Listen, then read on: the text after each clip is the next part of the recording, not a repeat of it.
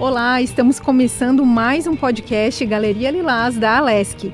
Assim como o espaço com esse nome que existe na Assembleia Legislativa, o programa tem o objetivo de resgatar a história das mulheres que já foram ou são deputadas estaduais em Santa Catarina. Eu sou Ludmila Gadotti e estou aqui com a minha colega Maria Helena Sares para conversar com Ideli Salvati, que exerceu 2 mandatos consecutivos na Alesc, de 1995 a 2003, eleita pelo Partido dos Trabalhadores. Seja bem-vinda. Muito bom estar aqui. Também professora, sindicalista, única mulher eleita senadora em Santa Catarina, ministra de Estado durante o governo Dilma Rousseff. Vamos relembrar essa trajetória. A base de toda essa história, Ideli, começou na educação? Na educação. Foi a minha opção profissional, mas uma opção que tinha muita convicção, porque eu sou licenciado em física. Todo mundo arregala os olhos. Ninguém imagina que Ninguém imagina, licenciado em física, né? E da minha turma, eu fiz a minha licenciatura na Universidade Federal do Paraná, da minha turma, todos foram para a continuidade dos estudos, entende? Para a pesquisa.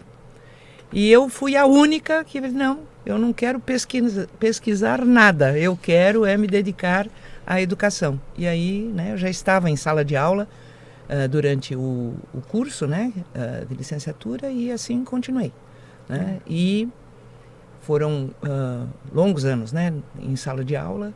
E aí depois, né, teve a questão sindical, que aí então tinha a liberação, ficava uma parte liberada, outra parte voltava para a sala de aula, mas sempre dedicada, e na rede pública, e até por uma questão daí feminina, né, como eu tive 2 filhos, aí era muito difícil dar aula à noite.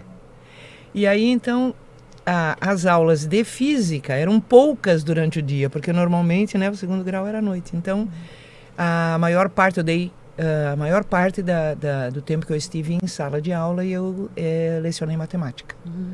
E aí pegava as turmas de 5ª série, 6ª série, era uma festa. E daí o sindicalismo entrou porque começou a incomodar algumas situações no magistério. Porque, bom, eu já tinha uma militância política já desde os 16 anos, né, já Grêmio Estudantil, na ditadura militar, entende? Então, a gente já tinha um envolvimento também bastante grande com atividades da Igreja Progressista, né, das comunidades eclesiais de base, das pastorais, dos trabalhos em bairro, associação de moradores. Então, eu já tinha uma militância, digamos assim, de atividade política dentro da lógica, entende? De mudar as estruturas, de inclusão das pessoas, de direitos das pessoas, de garantir um mundo melhor para todos, né? Não apenas para alguns. E então aí foi meio decorrente, né? Da profissão virar também um espaço de atividade sindical, né? Política sindical. Então foi já em Joinville, inicialmente na Associação dos Professores de Joinville, que era, na época, afiliada à antiga Associação dos Licenciados de Santa Catarina, da LISC, até porque nós não tínhamos o direito, né, como servidores públicos, nós não tínhamos o direito de organizar sindicatos. Isto foi conquistado na Constituinte de 88, nível federal, e em 89 foi aprovado também o direito, né, à associação sindical no estado de Santa Catarina, na Constituinte. Aí a Lucy, né, que foi a nossa defensora, Lucy né? Lucy Joinac, né, foi a nossa defensora. A gente fez muito trabalho com ela, porque ela inclusive, ela foi relatora, né, do capítulo, né, dos direitos sociais. Então, a educação, a gente, né, serviço público, a gente estava direto aqui na Assembleia Legislativa com ela, né, e tal. Então, aí em 89, então, com a aprovação da Constituição do Estado, dando direito à organização dos servidores em sindicatos, nós transformamos a ALISC em SINT, né, que é o Sindicato dos Trabalhadores em Educação do Estado. E eu fui a última presidente da ALISC e fui a primeira presidenta do SINT. Né, eu fiz a transição, né, da nossa organização sindical.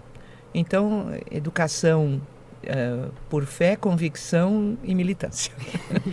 E o que motivou a senhora, então, a entrar na política, na vida pública, né? Colocar seu nome lá à disposição para concorrer a cargos públicos? Eu acho que foi meio natural, porque, como eu disse, né, eu comecei a minha militância política, né, na política estudantil, depois na política comunitária, né, religiosa e sindical, desde os 16 anos. Então, eu não entrei na política, eu já nasci nela, né? Então, foi de fato natural. Foi natural, entende? Então foi natural. A senhora sonhava com isso? Não, inclusive eu digo sempre assim, se alguém me dissesse há 30, 40, 50 anos atrás que eu iria fazer o que eu fiz e chegar onde eu cheguei, eu ia dizer que a pessoa estava doida varrida, né? Só que as coisas foram acontecendo e acho que foi um somatório de... como é que eu explico isso? De condições e de escolhas minhas, né? A militância minha, mas também dentro de um contexto, de uma conjuntura que permitiu, né? Eu sempre digo isso. Eu jamais teria sido deputada, senadora, ministra, se não fosse o Partido dos Trabalhadores. Porque é o partido que dá oportunidade para pessoas, entende? Da população, pessoas, entende? Eu não gosto de usar a palavra normal, mas assim, as pessoas que são medianas, né? Que estão no cotidiano, poderem assumir, né, postos. Tanto que você tem... Foi o PT que propiciou um operário metalúrgico estar no 3º mandato do presidente da República. E é um partido que a senhora ajudou a fundar? Sim, eu sou fundadora do PT. Né? Então, voltando um pouquinho, a senhora é natural de São Paulo, fez faculdade no Paraná. Como Santa Catarina entrou na sua história? Eu vim descendo. A gravidade, né? Eu vim descendo. Não, mas assim, eu sou nascida, né, em São Paulo. Eu morei durante 8 anos em Santo André, porque, né, minha mãe costureira, meu pai comerciário. Até os 10 anos a gente morava na casa dos meus avós maternos, porque não tinha condição, né? Aí meus pais fizeram a economia, compraram, né, uma casinha. Aí na época era periferia, né? Você sair da cidade de São Paulo para morar em Santo André é mais ou menos como hoje aqui em Florianópolis, o pessoal que não consegue pagar o aluguel vai ter que morar em Santo Amaro, né? Então é mais ou menos era o equivalente. Então meus pais compraram a casa em Santo André e aí a gente foi morar lá. E foi em Santo André que aí conjugava um pouco, né? O nosso bairro tinha o bispo Dom Cláudio Umes, né? Que a gente frequentava a igreja, né, do nosso bairro e tinha essa convivência. E eu estudei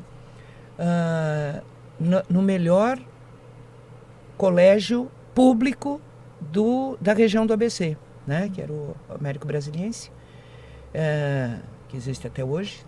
E lá era, apesar de estarmos em plena ditadura, era muita agitação, né? Então,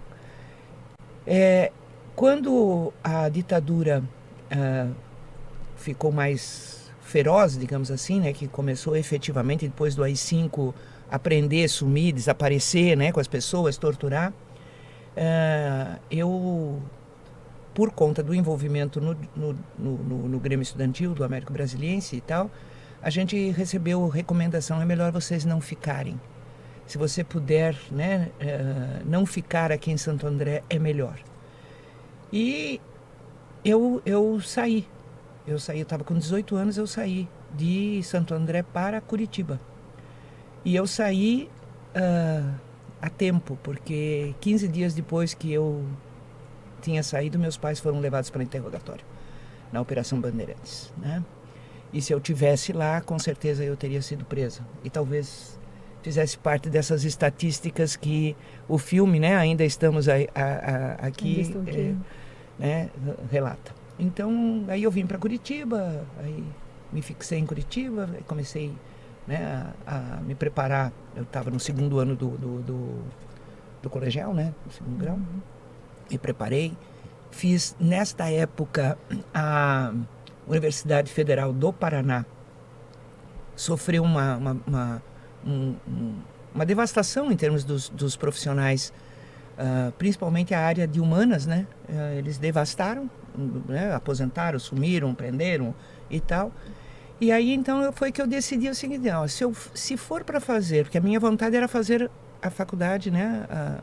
Na área de humanas.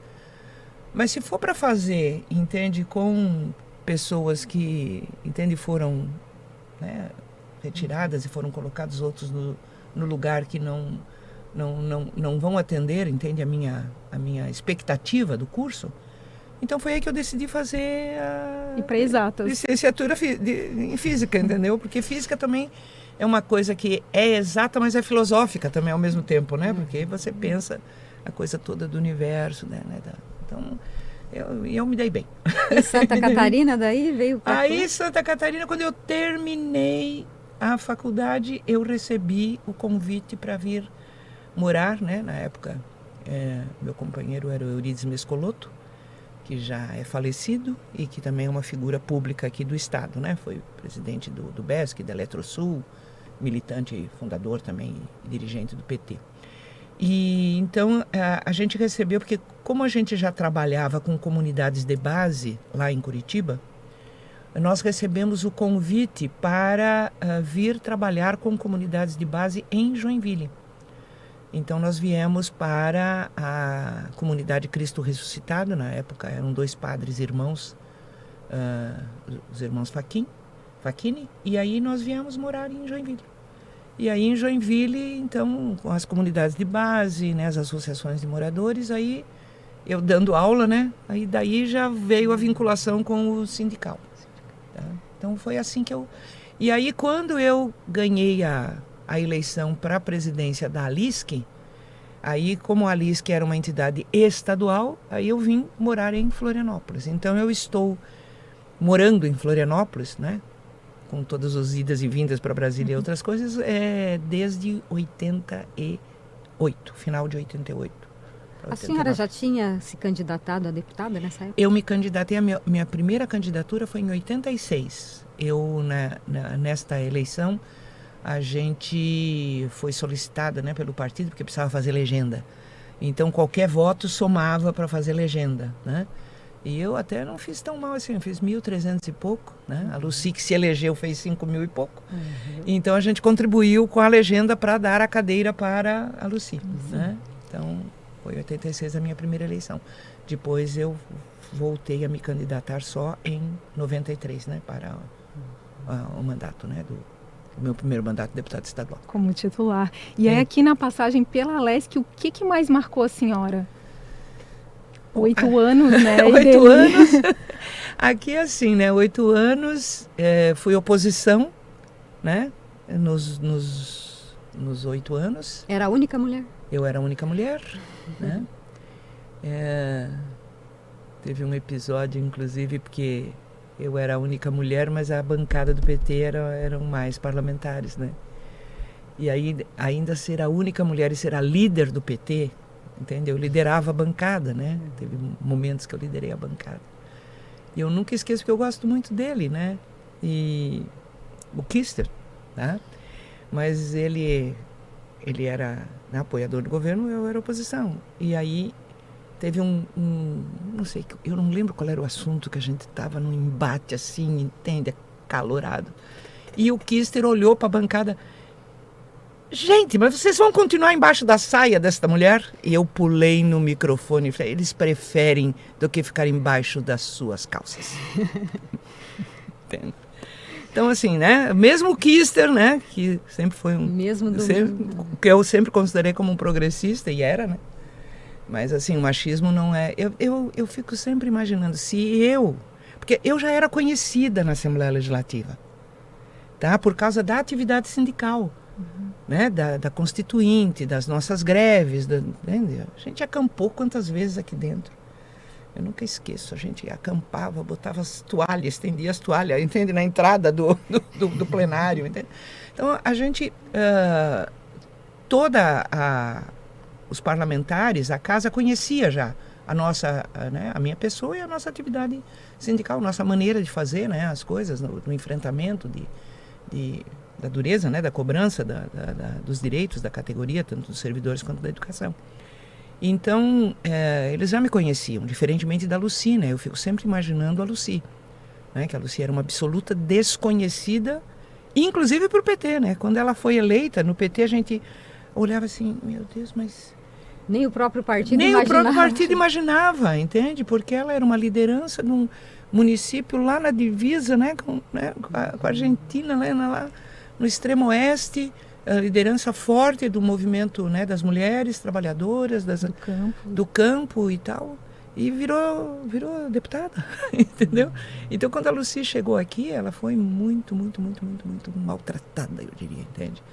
Tinha, assim, os comentários, entende, da terra embaixo da unha, que não sabia falar e tal, e ela era uma mulher, entende, fantástica, como é, né? Uma mulher fantástica pela sua vivência e pela sua convicção, né? E pelo conhecimento que a luta, né?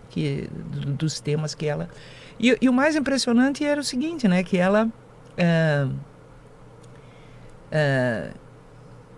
tinha toda uma experiência da questão de mulher e de agricultura, né?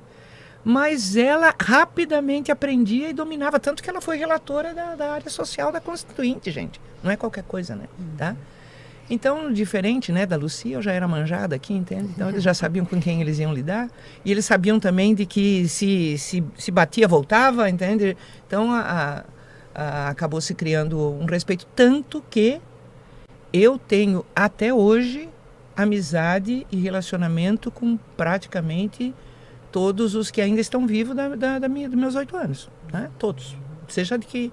Porque, diferente da forma como está o parlamento brasileiro, seja nas câmaras de vereadores, nas assembleias e no Congresso Nacional, tínhamos muito enfrentamento. Nós tínhamos muito embate e debate, mas tinha nível.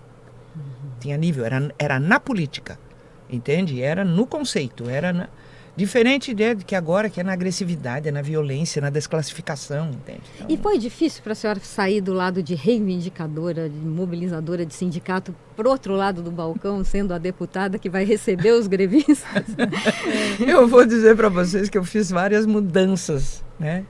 E muita gente, às vezes, não entendeu, né? Porque é o seguinte, quando você recebe uma delegação, você tem que corresponder ao que lhe foi delegado, tá? Então, uma delegação para ser a presidente de um sindicato é diferente da delegação que você recebe para ser uma parlamentar. E aí tem outra delegação, é uma parlamentar de oposição ou é uma parlamentar de situação? Porque eu vivenciei as duas. Né? Eu fui 8 anos parlamentar de oposição na Assembleia Legislativa e depois eu fui 8 anos parlamentar de situação, governista, entende? No Senado. Tá? E depois eu vivenciei uma outra delegação, que é a delegação de executar, né? Nas 3 pastas, né? Nos 3 ministérios que eu ocupei durante quase 5 anos, nos 2 governos da presidenta Dilma. Então, às vezes as pessoas assim... queriam que eu fosse ministra com o mesmo comportamento, entende, que eu era sindicalista. Não é possível isto. O que tem sempre, e quando as pessoas me cobravam e cobram ainda isto, eu sempre digo assim, não, são tarefas diferentes. O que você tem que criticar é se eu mudei de lado. Se eu mudei de lado, você tem direito de me criticar. Né? Eu tenho um lado político. Né? Eu tenho uma convicção e uma postura política, né, que eu acredito que eu consegui manter como sindicalista, como deputada de oposição, como senadora de situação e como ministra. Sempre o lado que me levou para a política, inclusive, né, que é da inclusão social, é dos direitos e é de transformar o mundo, né, num espaço melhor para todos, não para alguns. Né? Então é o lado político. Se você tem como provar que eu mudei de lado, aí eu aceito a crítica. Agora, se você quer criticar porque como ministra eu não fazia como sindicalista, eu como ministra não posso fazer como sindicalista. Como também como deputada não posso fazer como sindicalista. Né? Voltando aqui para a Assembleia Legislativa, né, a gente sabe que a atuação parlamentar vai muito além da apresentação de projetos, né? A senhora mesma colocou essa questão de ter sido oposição nesse período que esteve aqui. Mas, ainda assim, tem algum projeto de autoria da senhora que considere especial e gostaria de destacar aqui nesse momento? Olha, inclusive eu trouxe, né? Eu estou fazendo a mudança, eu estou resgatando lá toda a minha papelada, né, e tal. Aqui está aqui o meu histórico, né? Tudo aqui que eu fiz, projetos, só para ter leis. Uma ideia do tanto de projeto que projetos e tal. E de 1995 a 2013, eu queria até resgatar, porque eu também não tinha me dado conta. Do volume? Não é do volume, é que era a 13ª legislatura. Número 13 do partido. Do partido, né? Então, aqui eu acho que tem bastante esta lógica do que foi feito, né? Dos projetos, das ações, das CPIs, dos movimentos, dos seminários. Tem algumas coisas que, para mim, sempre foram muito emblemáticas. O projeto de lei mais importante que eu considero, porque ele tem a ver com a vida, é a questão da humanização do parto. Entende? Inclusive, ele acabou não vigorando no Estado, porque como era garantir no SUS, tinha que ser uma legislação federal, mas foi precursora, porque quando eu cheguei no Senado, eu apresentei no Senado e aí virou lei, entende? Então, mas assim, todo o debate a respeito da questão do parto como um momento único na vida de várias pessoas, porque envolve a mãe, a criança, o pai, a família, né? Os profissionais, e o quanto que esse momento precisa ser um momento, entende, muito tratado com muito carinho, cuidado, atenção, né? Respeito. Algum caso específico motivou a senhora a lutar por isso? Não, eu fui sensibilizada, porque, como é que eu vou dizer? Quem me sensibilizou a isto foi a Universidade Federal, aqui porque eles tinham já o programa do parto humanizado no HU, tá? E a gente, né, tinha relações ali com várias pessoas e gente, isso precisa ser, não pode ser só no HU, isso tem que ser em todos os hospitais, entende? O direito do acompanhante, da mulher poder escolher alguém que vá acompanhá-la durante todo o processo, né, do parto, o pré-parto, o parto, o pós-parto. Então, eu fiquei muito sensibilizada com aquilo, né? E aí, então, a gente apresentou, inclusive, eu tenho que fazer justiça, né? Nós apresentamos em conjunto, eu e o deputado Volney, que era médico, né? Pediatra. Então, nós apresentamos e foi assim, talvez uma das coisas mais importantes, assim, em termos legislativos, porque ela foi precursora, ela foi a primeira, né, no país, e foi precursora depois da legislação nacional, que até hoje, né, vigora. E a outra coisa que também me orgulha muito foi de ter feito aqui os primeiros debates sobre as mudanças climáticas. Santa Catarina, por conta de todos os desastres, né, sucessivos, enchentes, e tornado, e etc. Então, nós pudemos realizar aqui, né, uma atividade que a gente propôs, entende, sobre mudanças. Então, já, entende, antes de 2002, a gente já estava com esta preocupação, que agora só se confirma, né? Quer dizer, o nosso planeta está com, né, uma questão ambiental e climática que é assustadora e que precisa de muitas providências. Então, já há bastante tempo atrás, a gente já estava... No Senado também, né? A senhora que tratou desse assunto. No Senado, eu fui a presidente da primeira comissão mista de mudanças climáticas do Senado. E era diferente? Aliás, o Senado e Câmara, né? Era mista. E era diferente a discussão naquela época para hoje sobre mudança climática?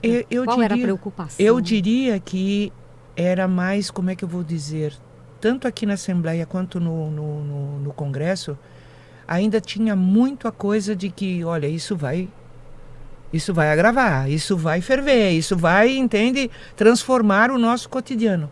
E aí os desastres foram se sucedendo. Eu acho que hoje, apesar de ter ainda, né, uma parte que acredita que a Terra é plana e que não tem aquecimento, né, e tal, infelizmente, mas eu acho que a maior parte das pessoas entendem da necessidade de ter providências firmes, fortes e relevantes para a gente poder enfrentar, né, toda essa questão climática que é muito grave, né?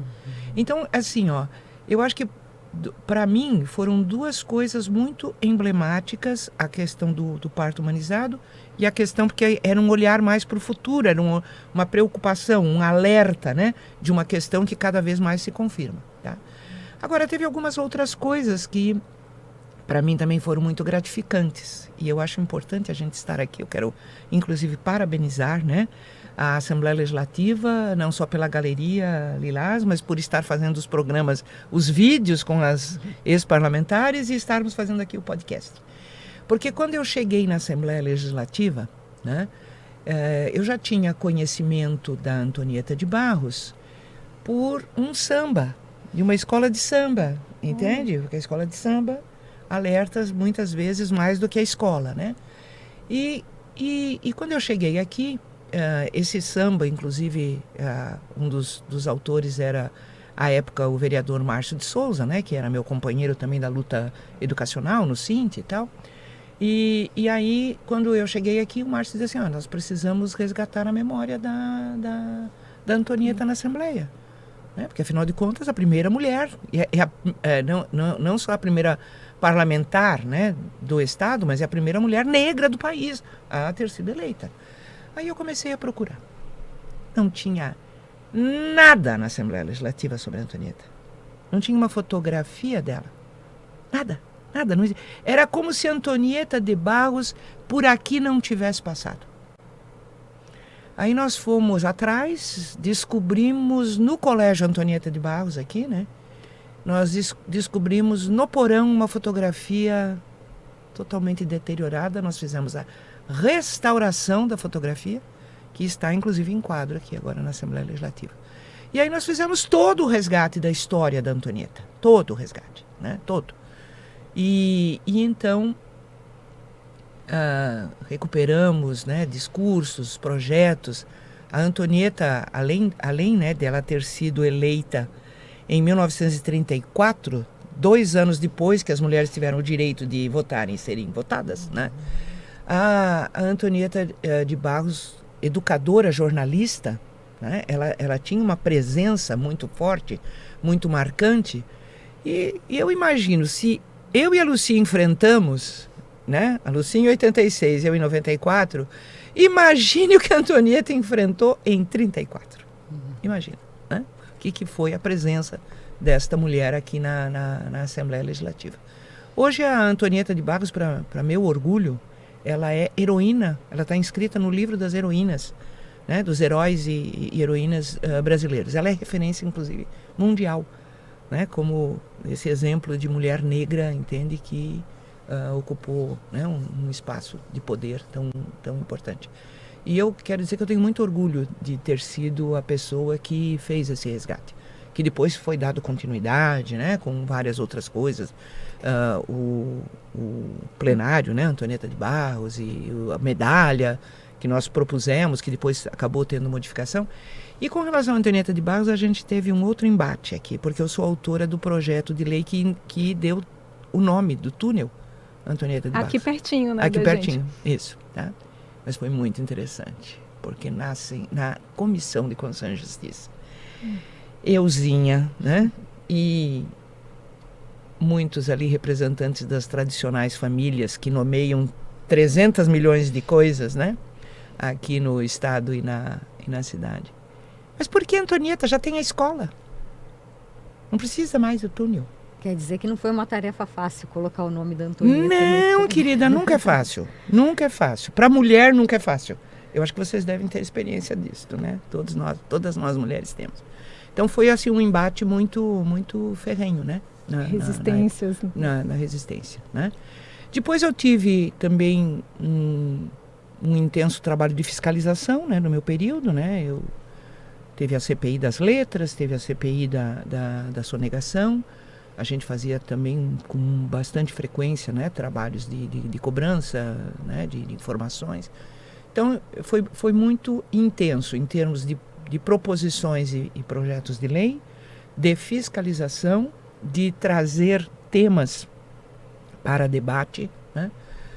Então eu quero dizer assim para vocês que eu tenho orgulho dos meus 8 anos aqui na Assembleia. A Ludmila até resgatou um episódio que a senhora teria deitado na SC-401 para lutar contra o dos pedágio. pedágios, né? Os pedágios, também é uma lenda urbana, eu não deitei não, mas o povo diz que eu deitei. Então deixa o povo falar que eu deitei. É uma lenda então. É uma lenda, não deitei confirmado não. Aqui Não agora. Não deitei não, mas foi porque foi uma questão que não foi só a 401, né? Foi a 401 e a 470 que queriam, né, na época.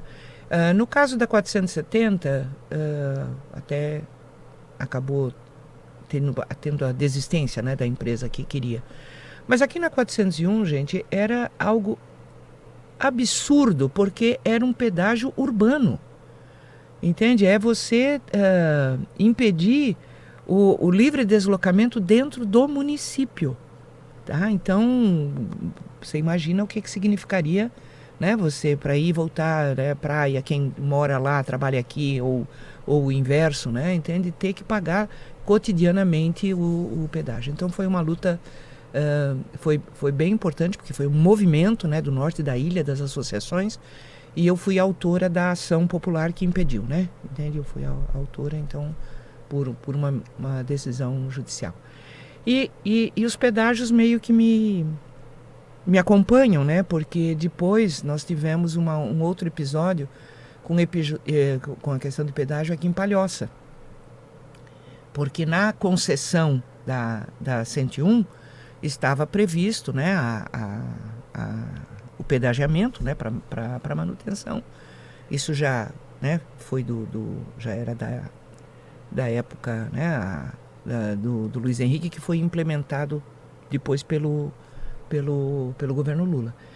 E o pedágio da Palhoça, ele fazia a mesma coisa que o pedágio aqui na 401.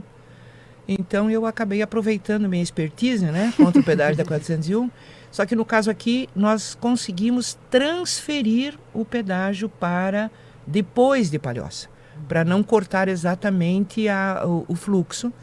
E aí foi interessante, né, porque precisava argumentar de que era, como é que se diz, que você cortava o fluxo.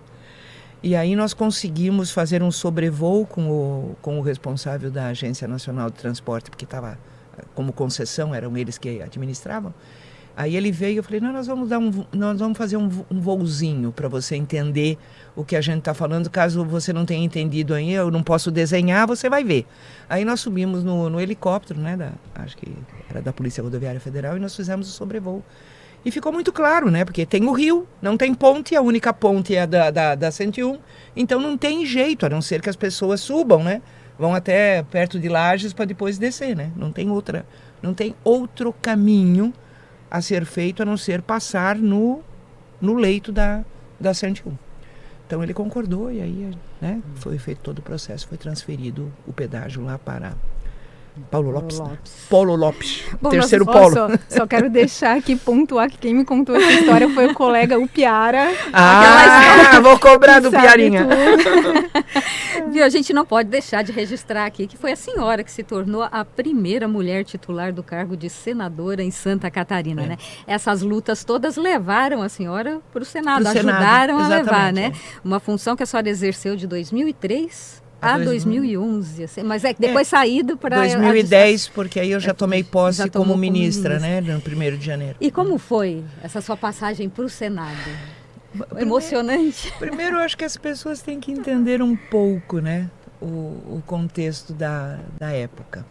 Eu queria que a senhora falasse um pouco sobre essa eleição. É isso, porque foi uma eleição muito...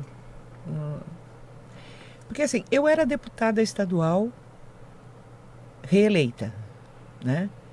A minha votação nas duas eleições tinha muito a ver com a educação, mas tinha uma campanha muito forte aqui no estado de Santa Catarina, daquela vote nos parlamentares da sua região. Então, a minha segunda eleição já foi uma eleição difícil de fazer votação estadualizada. Na primeira, não. Na primeira foi absolutamente estadualizada. Na segunda, não. E eu digo mais, assim, quem me deu a garantia de permanecer na Assembleia Legislativa foi a luta contra o pedágio da 401. porque a minha votação em Florianópolis cresceu assim de forma exponencial, significativa. Senão eu não teria sido reeleita pela educação no estado. Porque aí tinha aquela história, vote por Joinville, vote em candidato de Blumenau, vote então... Isso, né?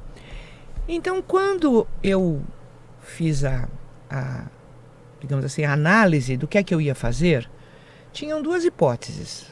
Eu me candidataria novamente à Assembleia Legislativa com um altíssimo risco, né, por causa da regionalização dos votos, de não me eleger. Ou arriscaria ir para a federal. Seria interessante, com alguma possibilidade. Mas aí o que é que passou na minha cabeça? Que aí todo mundo me chamava de doida, entende? Que é o seguinte, 8 anos antes, quando teve outra eleição com 2 vagas ao Senado, a Lucy chegou muito perto de se eleger. A Lucy quase foi, porque a Lucy foi a primeira parlamentar do PT na Assembleia Legislativa, a Lucy foi a primeira parlamentar federal, né, do PT, né, no Congresso, e a Lucy, por um triz, não foi a primeira senadora. Então, assim, na minha ideia, a quase eleição da Lucy demonstrava de forma clara que tinha potencial de candidatura para essa lógica da uma mulher no Senado, uma mulher de Santa Catarina no Senado. Então era uma reservinha ali que, né, eu fiquei olhando, tá? A segunda coisa é que na preparação da eleição, já ficou claro que o senador Jorge Bornhausen estava fazendo de tudo para que o filho dele fosse fosse candidato ao Senado. Então, a família Bornhausen iria ter 2 cadeiras, né? Porque o Jorge estava na metade do mandato. E aí, então, com a eleição do filho, né, do Paulinho, eles ficariam das 3 cadeiras ao Senado, eles ficariam com 2. E a pessoa que mais enfrentava os Bornhausen era eu. Porque o Paulinho Bornhausen era o líder do governo e eu era a líder da oposição.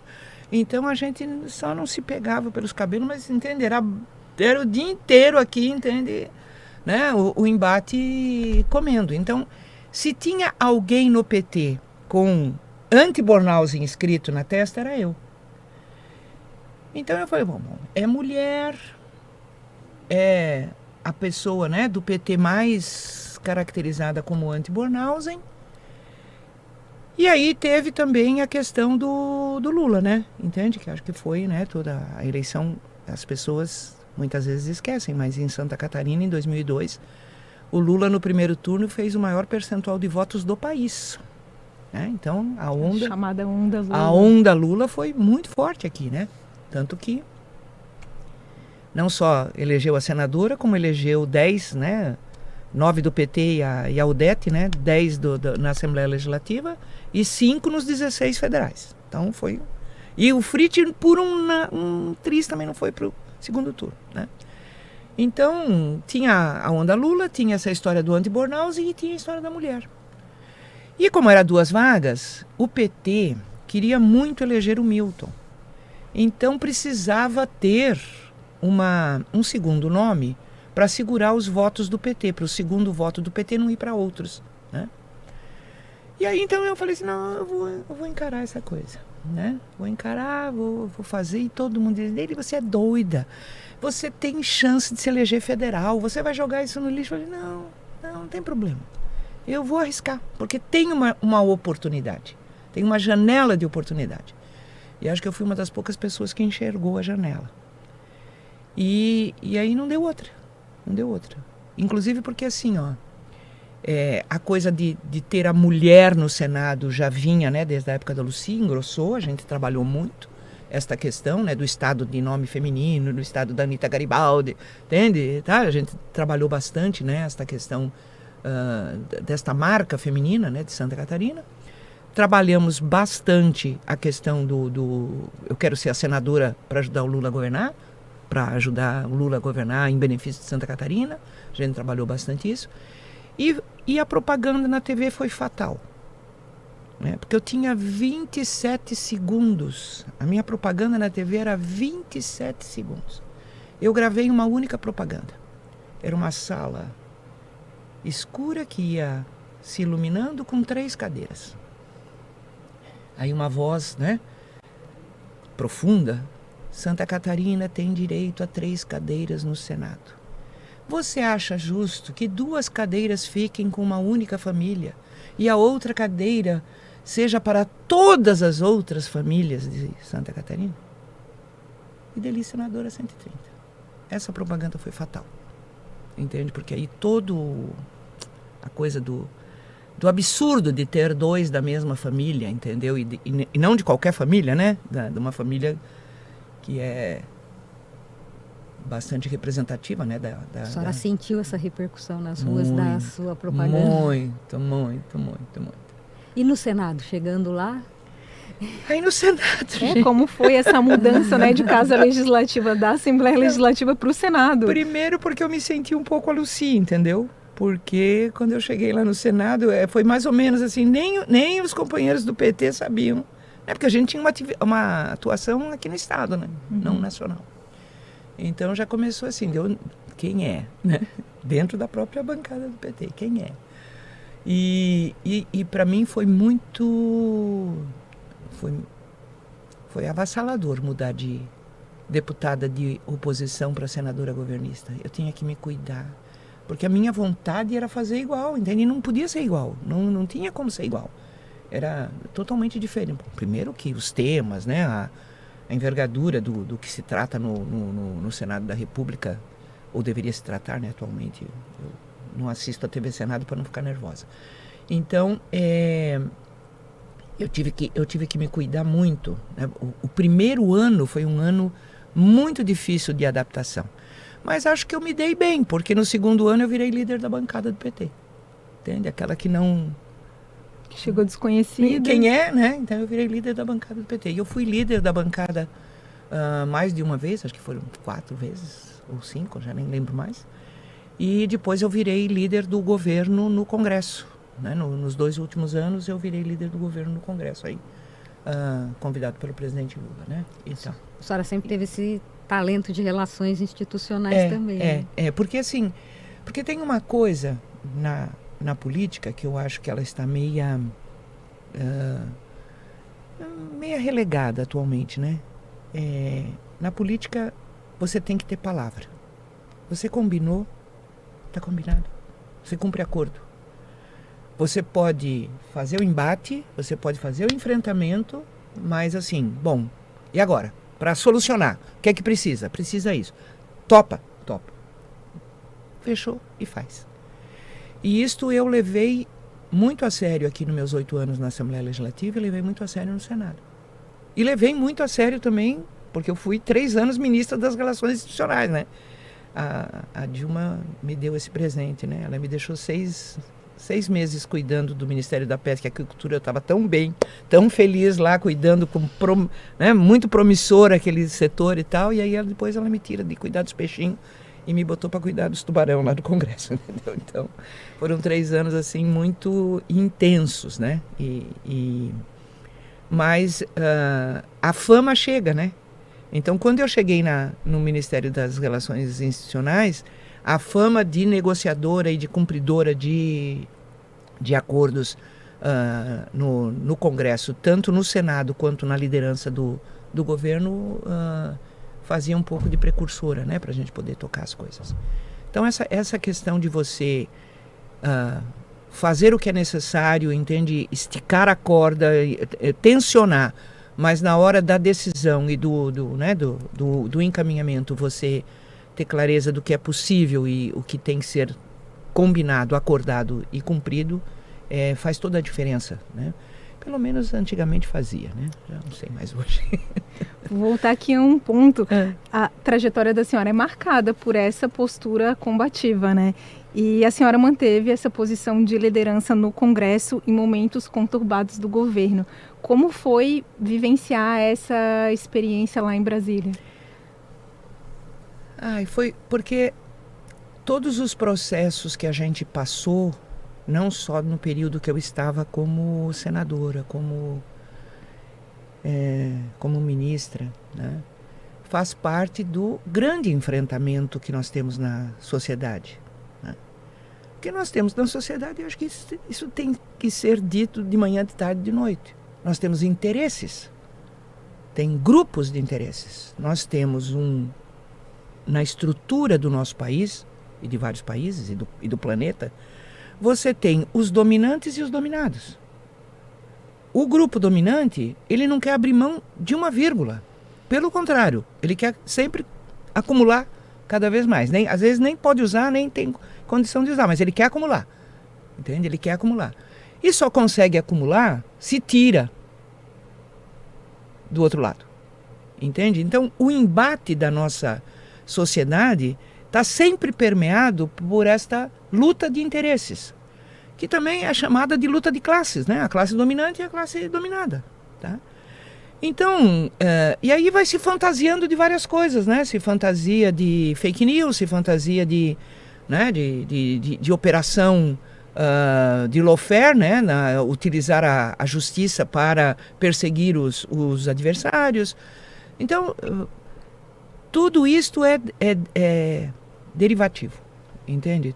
Tudo que a gente passou, né, das crises, nos 8 anos que eu estive no Senado, nos quase 5 anos que eu estive no governo como ministra, e a continuidade, entende? A prisão do presidente Lula, o impeachment absurdo, né, criminoso da presidenta Dilma, é tudo fruto do embate da luta de interesses e da luta de classe. Então, é assim que tem que ser visto e é assim que tem que ser enfrentado, né? Nas suas inúmeras variantes, né? Entende? Que às vezes é pelo aspecto legal, às vezes é pelo aspecto, né, legislativo, às vezes é pelo...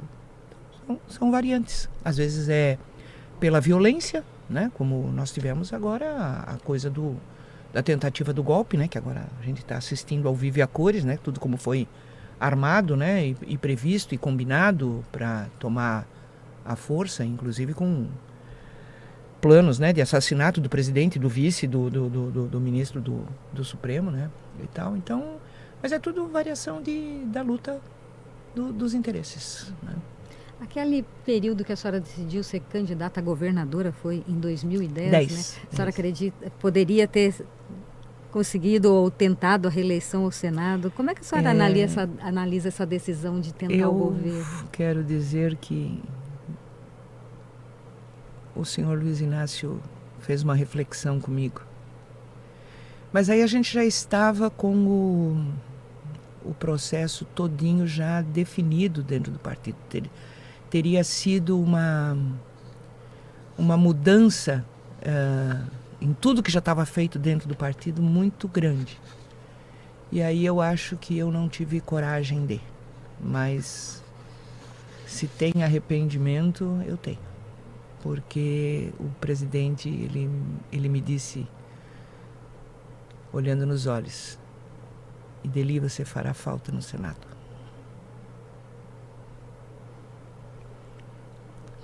Eu acho que eu fiz falta no Senado. Numa época crítica. Numa época crítica, né? Então, mas também tinha todo um movimento, né, dentro do partido de disputar e tal. O meu nome era o nome mais colocado, né, e tal. E foi bem, né? Não, eu não, como é que eu vou dizer? Eu acho que eu não fiz uma eleição que me diminuiu, né? Tanto que eu virei ministra, né, e tal. Se eu tivesse sido um fracasso eleitoral absoluto, obviamente não teria sido, né, minha oportunidade, não teria tido a oportunidade, né, de ser ministra de Estado, mas a questão da probabilidade de se reeleger ao Senado era grande, e porque era 2 vagas também, né, era de novo 2 vagas, né, então tinha esta possibilidade, tá? Então, mas é assim. E voltando então, eu diria, inclusive assim, ó, a intuição que me fez virar senadora foi a mesma intuição que me deixou de dar continuidade ao Senado, né? Às vezes a percepção, né, a avaliação e a... Mas era o momento. Até porque aquele Senado, eu vou dizer assim, as pessoas me dizem, você tem saudade dele? Eu falei assim, de Brasília? Algumas coisas eu tenho, mas a coisa que eu mais tenho saudade é do microfone do Senado. Porque pensa num microfone potente. Em todos os sentidos. Todos os sentidos, entende? É um microfone potente. E para uma mulher... Nossa. Mas se vocês me permitem, eu gostaria de falar, não sei se vocês vão chegar na questão, porque aqui era a Assembleia Legislativa, né? Nós já fomos para o Senado, já fomos, né, para tantas coisas, mas eu queria falar um pouco para vocês a respeito da questão do Ministério. Era justamente a pergunta que eu faria para a senhora. Então vamos lá. Então, do Legislativo, a senhora foi para o Poder Executivo, né? No governo de Dilma Rousseff, a única presidente eleita no Brasil, mulher. Como foi estar à frente dessas 3 pastas que a senhora citou, né? Pesca e aquicultura, depois relações institucionais e direitos humanos.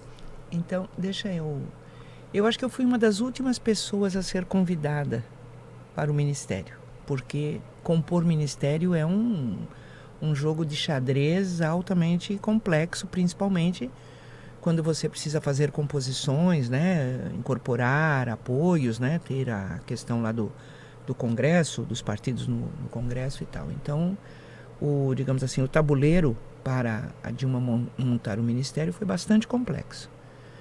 E eu já estava assim, né? Porque ela já foi anunciando, escolhendo. Tudo bem.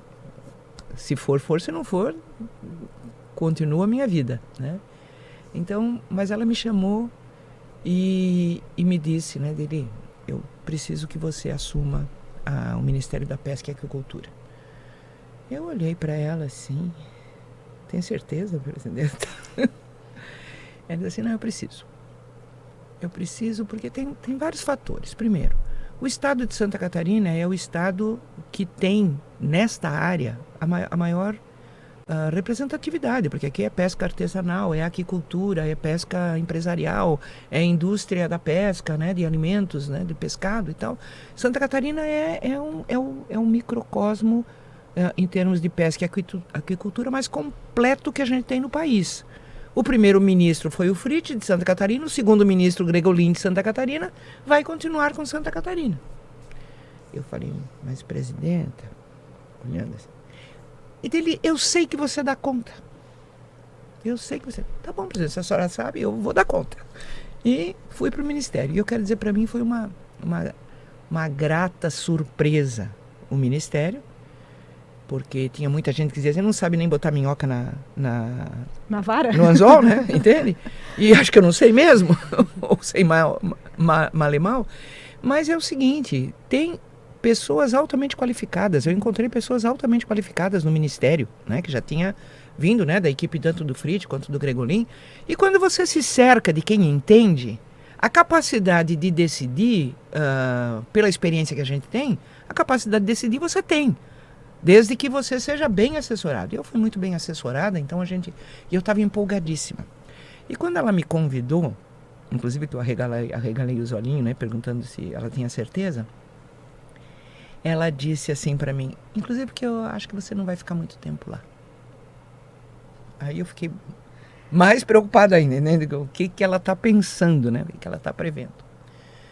E acabou acontecendo, né? Porque com 5 para 6 meses, aí ela me chamou dizendo que eu precisava... Aliás, ela não me chamou. Eu estava num evento na Paraíba, um evento do Ministério, né? Eu tinha ido fazer assinatura de convênios com o governo do estado, entende? Para Porto Pesqueiro, entende?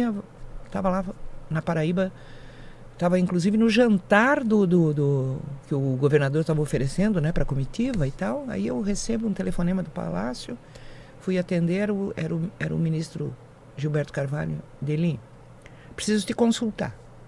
Falei, tá bom, Gilbertinho. O que é que você quer? Não, que tal? O que você acha? Você gostaria? Entende? Aí começou, eu falei, Gilberto, você tá doido? Eu falei assim, não. A presidenta quer saber se você topa. Eu respirei, né? Quase desmaiei. Falei, não, tudo bem, vamos lá. E aí, então, eu aceitei o convite para ir para o Ministério das Relações Institucionais.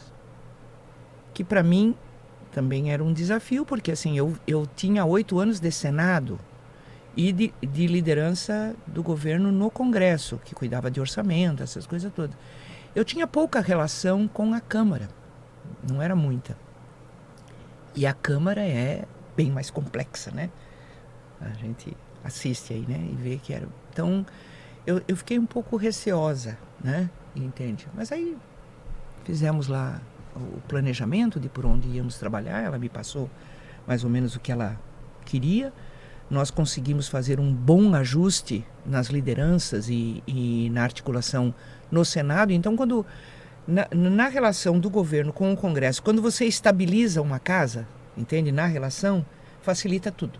Quando você tem as duas casas tumultuadas ou exigentes ou, entende, fora do normal da relação, que é muito o que o presidente Lula enfrenta, né, atualmente, tá? Então, quando você tem uma casa estabilizada, facilita. Então, pelas minhas relações no Senado, a gente conseguiu estabilizar o Senado e aí então deu. Tanto que eu fiquei 3 anos, né? Eu fui, acho que uma das mais antigas lá no Ministério das Relações Institucionais. Tá? Então, um pouco é isso. Mas o que eu queria falar para vocês, porque assim, a presidenta Dilma sofreu esse impeachment absurdo, né? Que não tinha nem amparo legal, nada. Foi mesmo fruto da luta, né? Dos interesses e tal. Inclusive porque ela comprou algumas brigas muito emblemáticas, né? Na questão do petróleo, na questão, né, dos juros, na questão da energia, na questão da internet, né? Ela comprou brigas na Comissão da Verdade, né? Ela não comprou brigas fáceis, né? Mas eu não tenho a menor dúvida de que um dos principais motivos de tudo que ela sofreu tem a ver com a questão misógina de que este país não admite ser comandado por mulher. Este país não admite. A senhora acredita que se fosse um homem o impeachment seria mais difícil? Não tenho a menor dúvida. E eu vou dar um dado que as pessoas não têm noção, né? Porque as pessoas às vezes não têm a informação suficiente. Durante quase 3 anos, o núcleo duro do governo, aquele que todo dia se encontra para ver qual é a emergência, o que é que precisa acontecer e dar o comando, eram 4 mulheres. Prestaram atenção? Eram 4 mulheres. Era a presidenta Dilma, a ministra Gleice da Casa Civil, a ministra Helena Chagas da Comunicação, da SECOM, e eu na na ministra das Relações Institucionais. Éramos 4 mulheres, eram o núcleo duro do governo. Eram 4 mulheres que todo dia de manhã, ou a não ser quando tinha viagem ou tinha alguma outra coisa, todo dia de manhã sentavam naquela mesa redonda da sala da presidência, aquela bonita, né, linda e tal. A gente sentava de manhã e a dona Dilma, o que é que vai acontecer no Congresso? O que é que está pegando? O que é que está acontecendo no governo? O que é que precisa de, né, ser cutucado para acontecer? E na mídia? O que está acontecendo na imprensa? Então a gente fazia o briefing das emergências, digamos assim. Ela orientava, quero que aconteça assim, e a gente saía para trabalhar. Nunca nesse país, que nunca foi governado por uma mulher, nunca teve núcleo duro só de mulheres. Então vocês podem imaginar, tanto que isso criou uma crise, né? Não sei se vocês lembram o Jobim. Lembram do Jobim? Que foi ministro do Supremo e foi ministro de Defesa da Dilma. Ele deu uma entrevista dizendo que a Dilma estava cercada de mulheres fraquinhas. Ministro da Dilma falando mal do Ministério da Dilma.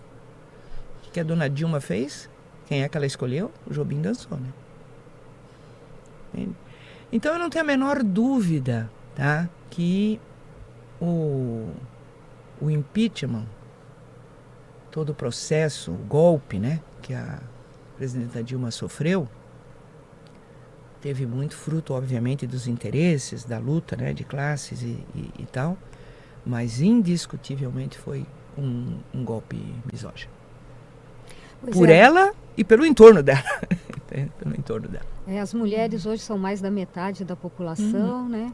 E tirando a presidente, Dilma no Executivo Nacional não tivemos nem mais nenhuma presidente, e nos parlamentos são poucas as mulheres, né? Aqui nós somos em 3, somos, né? Em 3 titulares do cargo, né, de 40 cadeiras. Pois é. Como é que a senhora vê essa situação e quais as medidas que a senhora enxerga para mudar isso? Eu quero dizer assim, ó, inclusive entrando aqui, ó, né, fui parada ali por uma pessoa que trabalhou aqui no meu período, está aqui ainda até hoje. E nós paramos ali na frente da Galeria Lilás, né? E eu disse que eu vinha dar uma entrevista, né? E aí ele disse, é importante mesmo, tem que dar destaque para as mulheres. Eu olhei para ele e disse, você conta aqui quantos retratos de mulheres tem aqui? E aí depois olha lá, ó, aquela fileira imensa, ali não são dos deputados, ali são só dos presidentes da Assembleia Legislativa, que não tem nenhuma mulher também, né? E as mulheres deputadas não chegam a ser 1/3 dos homens que foram presidentes. Para ver a desproporção, né, absurda que tem, né, no parlamento. E não é só aqui, né, infelizmente, é nas câmaras, no próprio Congresso e tal, né. Eu acho que a gente teve alguns avanços, né, em termos de legislação, a história da obrigatoriedade, né, da cota, né, de candidaturas femininas, do recurso do fundo eleitoral, né, o percentual exclusivo para as mulheres, o tempo, né, também de TV, também especial para as mulheres, mas isso é absolutamente insuficiente. Tem uma discussão lá no Congresso que eles não querem nem ouvir falar, mas que eu considero de fundamental importância, que não é a cota só para as candidatas, a cota das cadeiras. Entende? A senhora é favorável à cota das cadeiras? Absolutamente. Meio a meio. Entendeu? Gente, se na Bolívia é meio a meio, na Bolívia é meio a meio, por que aqui não pode? Ai, mas não tem mulher. É claro. Olha, vai fazer uma campanha como mulher para ver a dificuldade que é. Porque, além da dificuldade em si, a sociedade ainda é extremamente machista. E, infelizmente, tem piorado, né? Porque se você pegar as estatísticas de feminicídio, de agressão, de violência, então, cada vez mais fica assim esta coisa de que, eu sempre brincava, né? Que a gente, para ser considerada mais ou menos, tem que ser ótima. Ótima. A escola do Legislativo, aqui a Assembleia Legislativa, tem feito encontros em todo o estado, né?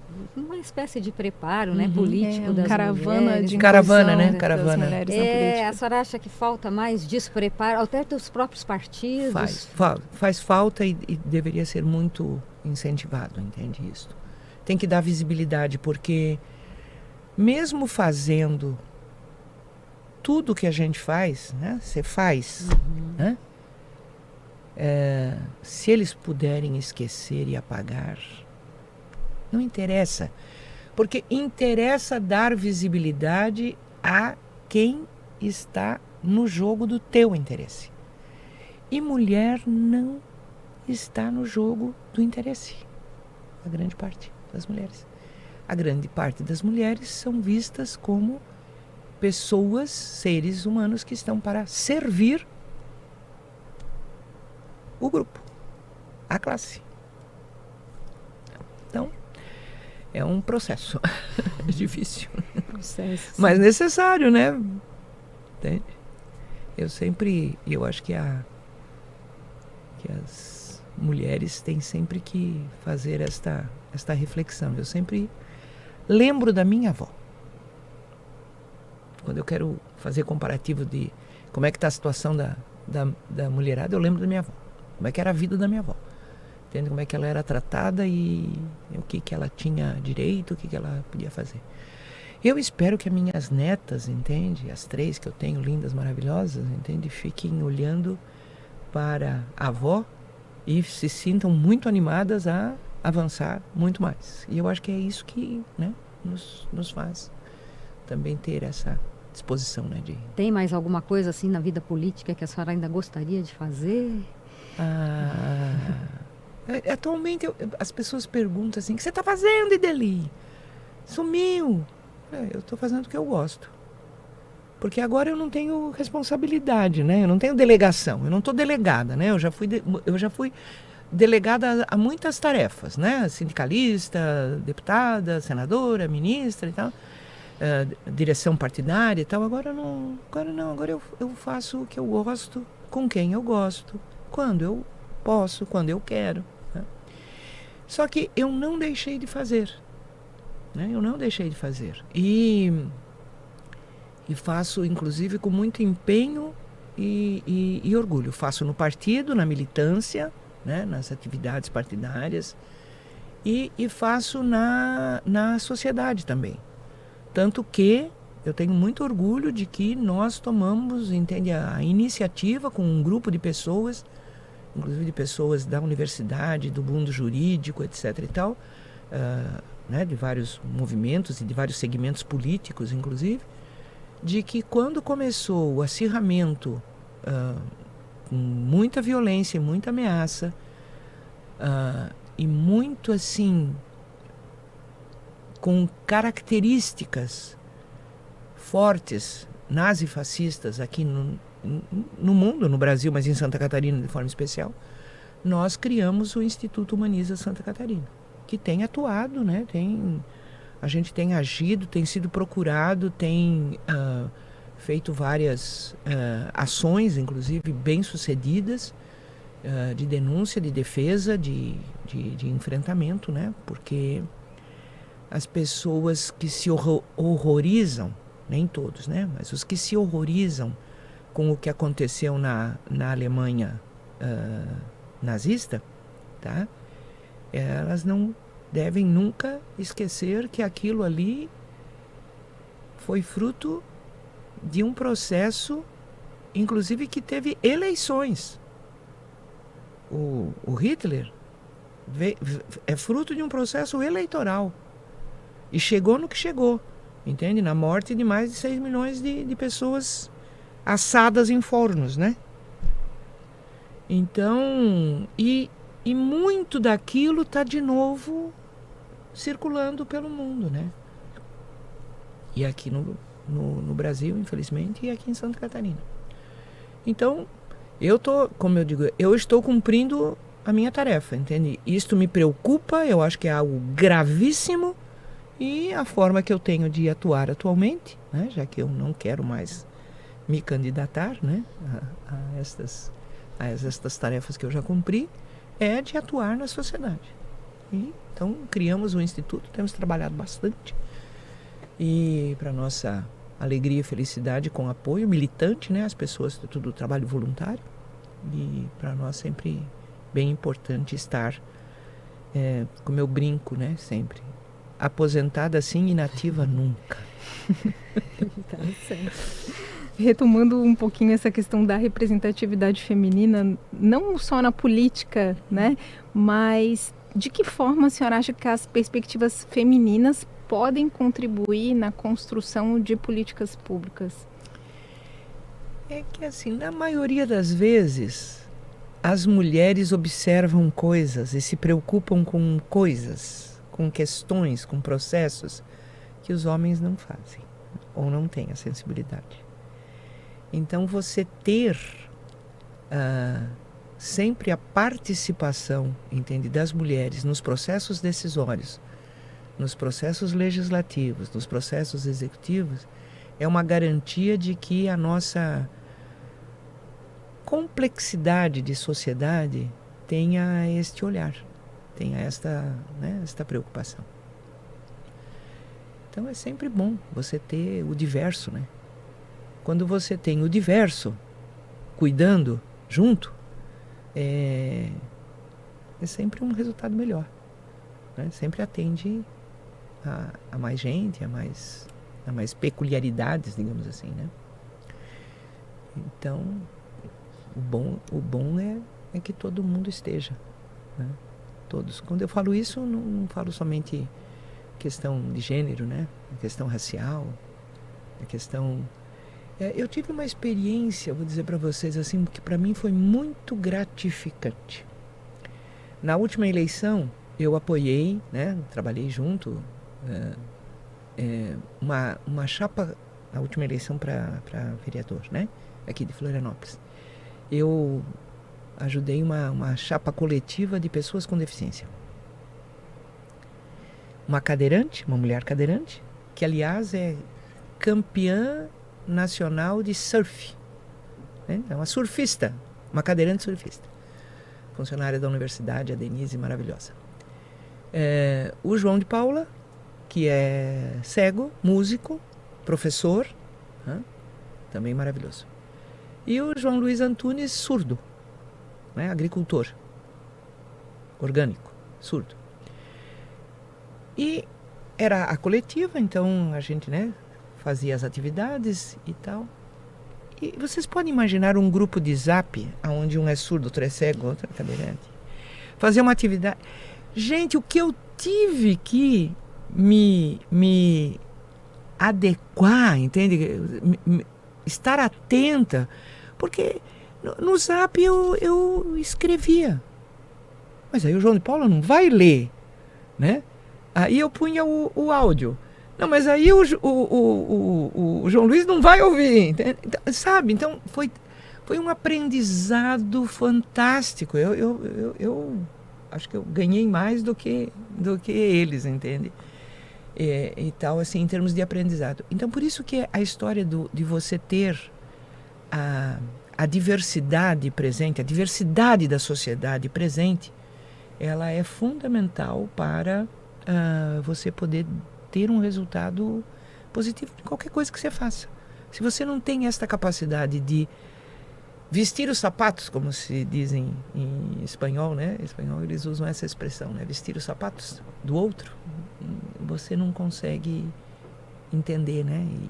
E atender. Entender e atender. Ao olhar para trás, que balanço a senhora faz da sua trajetória política? Quais foram as principais realizações, em especial relacionadas aos direitos das mulheres? Porque a senhora chegou a ser ministra dos Direitos Humanos também? Sim, né? Eu fui ministra dos Direitos Humanos. Quais são as realizações e as perspectivas? Bom, eu já comentei isto, né? Se alguém há 40, 50 anos atrás me dissesse que eu ia ser líder sindical, deputada, senadora, ministra, eu iria dizer que a pessoa estava delirando, né? Depois de ter passado por isso tudo, eu sou uma pessoa que só tenho a agradecer. Agradecer a quem me delegou, né?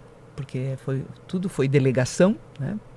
Por voto, né? No caso da liderança sindical, da deputada, senadora, e pela confiança da nomeação no caso de ministra.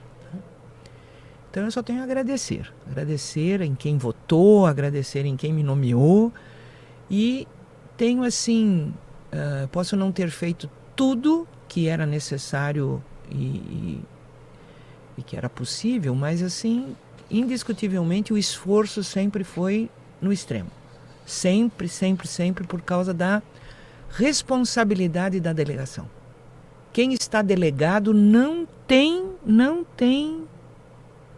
desculpa, entende, para não corresponder, não dar o máximo de si para corresponder, porque a delegação é uma coisa que tem um caráter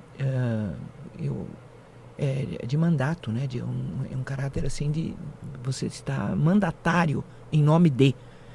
Porque uma coisa é você fazer porque você quer, outra coisa é porque alguém delegou para você fazer. Então, a responsabilidade é muito, muito grande.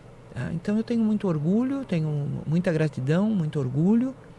E também, assim, né, uma preocupação principalmente pelo fato de ser mulher, numa sociedade tão machista, né, tão misógina, tão difícil, né, para as mulheres, de servir de exemplo, de poder estimular outras mulheres, né, a se dedicarem, a se colocarem, inclusive, né, em risco, né, porque é um risco, né, também. Melhor, às vezes, muita gente acha que melhor é ficar quietinho no seu canto, né, do que se expor, do que estar. Então, esta coisa de servir de estímulo, né, de exemplo, também, para mim, é muito gratificante. Então, eu quero dizer que não vou dizer que já fiz tudo, porque eu quero ainda viver mais uns tanto, né? Entende? Ainda quero fazer bastantinha coisa, mas eu acho que eu tenho uma vida, tenho uma vida muito especial. Muito, muito, muito especial. Então, agradecer, né? O pai e a mãe, a Deus, né? E agradecer a todos aqueles que confiaram. Então, um pouco é isto. Então, eu tenho... Inclusive, eu brinquei, né, na chegada, né? Eu estou de mudança, eu estou desmontando o meu escritório, onde eu tenho prateleiras do chão ao teto, com documentação, com tudo. E como eu agora estou desmontando, né, para poder e tal, e eu estou bastante mexida emocionalmente, né, porque veio tudo, né? Agora veio toda a carga, assim, né? Tudo, os casos, os momentos, as dificuldades e tal, mas também as realizações, né? Então, eu quero dizer que não é para qualquer um, assim, uns livrinhos grossos, né? Quem está só ouvindo não está vendo o calhamaço. O calhamaço aqui, entende? Só do só período, né? Só do período da Assembleia, né? Então, um pouco é isto. Então, eu queria mais uma vez agradecer e dizer, principalmente para as mulheres, né, que vão ouvir este longo podcast, né? Meu Deus do céu, que nós falamos aqui, né? Que se sintam encorajadas. É duro, é difícil, é complexo, é arriscado, mas é muito bom, entende? Você saber que você faz a diferença, que você estar num espaço, seja, entende, profissional, seja, entende, político, seja empresarial, seja o que for. Você estar no espaço fazendo a diferença é muito bom. É muito bom. É estimulante. E Delis Salvati, mais uma vez, muito obrigada pela sua participação. Esse foi o Galeria Lilás, podcast de entrevista da Alesc, que resgata a história das mulheres que já foram ou são deputados estaduais em Santa Catarina. O podcast Galeria Lilás é um conteúdo multiplataforma, idealizado pela Rádio AL, em parceria com a TVAL e a Agência AL. A produção é de Carol Polidoro e Sara Castro, com trabalhos técnicos de Vitor Hugo e Ronaldo Geller. Obrigada pela companhia e continue nos acompanhando por aqui. Até a próxima. Até lá.